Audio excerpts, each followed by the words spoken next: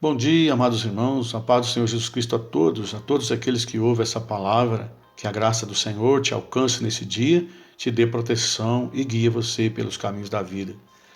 Nós temos como tema hoje o peso do pecado. Estamos retornando à nossa devocional da semana.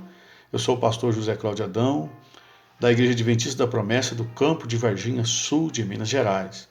O texto escolhido hoje é Provérbios capítulo 24, versículo 12, que diz o seguinte: Não retribuirá Deus a cada um segundo o seu procedimento? É uma pergunta. Segundo a Bíblia, a ira de Deus é sempre judicial. Isso quer dizer que é a ira do juiz aplicando a justiça.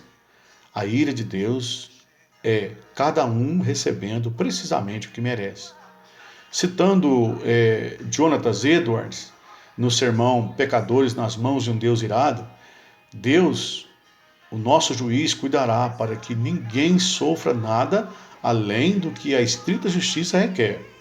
Mas é exatamente o que a estrita justiça requer, insiste Edwards, que será tão penoso para os que morrerem na incredulidade e rebeldia. Ou seja, para todos aqueles que não reconheceram o senhorio de Jesus Cristo, que não se arrependeram de seus pecados e não reconheceram o valor da morte do Senhor Jesus Cristo na cruz, e não o receberam como Salvador de suas vidas. Todos nós, ou seja, toda a humanidade, nós somos pecadores e por isso condenados à morte eterna. Porém, Deus, quando reconhecemos Jesus como Senhor e Salvador de nossas vidas, Ele retira de sobre nós toda a condenação. A Bíblia diz em Romanos: nenhuma condenação há para os que estão em Cristo Jesus.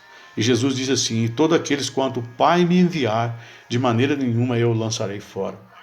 Alguém poderia perguntar: pode a desobediência ao nosso Criador de fato merecer punição tão grave e penosa? Qualquer pessoa que já tenha experimentado a convicção de seus pecados sabe, sem sombra de dúvida, que a resposta é sim. Tal pessoa também sabe que aquele cuja consciência ainda não foi despertada para considerar, como disse Anselmo, quão grave é o pecado, ainda não está qualificado para dar opinião sobre isso. Amados irmãos, as pessoas, ou seja, o mundo, está relativizando essa palavra, ou seja, esse procedimento chamado pecado, fazendo dele algo sem muita importância. Porém, a Bíblia diz que o pecado nos afastou e nos afasta de Deus, porque Deus é santo. E Ele, Deus, Ele não fez um homem para o homem morrer. Porém, o pecado fez isso. O pecado interrompeu um plano de Deus. Olha a seriedade do pecado. E trouxe a morte para o mundo. Infelizmente, essa palavra pecado, um dia ela vai sumir do nosso vocabulário. Inclusive a palavra obediência e santificação também.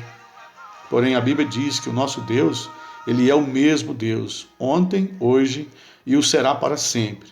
Deus considera o pecado algo terrível. Inclusive a Bíblia diz que Deus odeia o pecado. Na mesma intensidade que Deus considerou o pecado no início, quando Adão pecou, Ele considera até hoje, porque o nosso Deus não muda. A Bíblia diz que não há nele mudança nenhuma, nem sombra de variação. Portanto, temos que levar muito a sério a nossa vida com Deus, porque um dia todos nós iremos responder. O verso 9 de Eclesiastes 11 diz o seguinte: alegra-te na tua juventude e recria o teu coração nos dias da tua mocidade, anda pelos caminhos que satisfaz o teu coração e agrada os teus olhos, sabendo, porém, de uma coisa, que em todas essas coisas Deus te pedirá conta, ou seja, Ele te trará a juízo todas essas coisas. Portanto, devemos levar muito a sério essa palavra e esse procedimento. Devemos andar em comunhão com Deus para que um dia nós não recebamos como consequência o peso da justiça de Deus em nós. E uma coisa que é melhor: amar a Jesus Cristo é ter liberdade. Entregar nossa vida a Jesus é ter esperança de salvação. Quando entregamos nossa vida a Jesus, Deus retira de nós toda a condenação. Amém? Oremos ao Senhor. Querido Deus, Pai, Filho, Espírito Santo, muito obrigado, Senhor Deus Todo-Poderoso, por ser esse Deus abençoador, esse Deus da graça, da misericórdia, mas também por ser esse Deus justo, que um dia pedirá conta de todos nós o que nós praticamos. Senhor, nesse momento eu oro pela família do Senhor na terra, eu oro pela igreja constituída por Jesus, eu oro pela vida dos enfermos, que eles se levantam em nome de Jesus pelo poder da Tua palavra. E eu oro pela nossa pátria chamada Brasil, que o Senhor estende a Tua mão, Senhor, e abençoa os nossos governantes e conduz, Senhor da glória, o nosso país na Tua presença. Que o Espírito do Senhor cuida de nós. Em nome de Jesus Cristo, Teu Santo Filho, te agradecemos. Muito obrigado, Senhor.